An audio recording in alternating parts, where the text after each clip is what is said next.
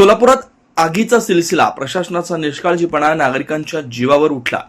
शहरात अवकाळी पाऊस, वादळी वारे आणि वाढतं तापमान यामुळे आग लागण्याच्या घटना दिवसेंदिवस वाढत असताना महापालिका आणि विद्युत महामंडळ मात्र गाढ झोपेत असल्याचं संतापजनक चित्र समोर येत आहे।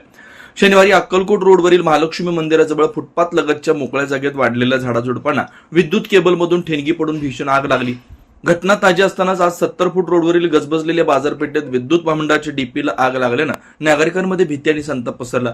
शहरातून विद्युत पोल आणि डीपीच्या आजूबाजूला मोठ्या प्रमाणात कचरा, पालापाचोळा साचलेला असताना त्याकडे पूर्णपणे डोळेझाक केली जाते। हा साठलेला ज्वलनशील कचरा म्हणजे आगीसाठी तयार केलेला बारुदाचा साठाच असल्याची भावना नागरिकांमध्ये व्यक्त होते। प्रशासनाच्या या निष्काळजीपणामुळे कोणत्याही क्षणी मोठी दुर्घटना घडू शकते। नागरिकांच्या जीवाशी खेळ चालला असताना अधिकारी मात्र केवळ कागदोपत्री कारवाईत गुंतले असल्याची तीव्र टीका होते। आता तरी महापालिका आणि विद्युत महामंडळ जागा होणार का, की एखादी मोठी दुर्घटना घडल्यावरच हालचाल करणार, असा संतप्त सवाल नागरिकांकडून उपस्थित केला जातो।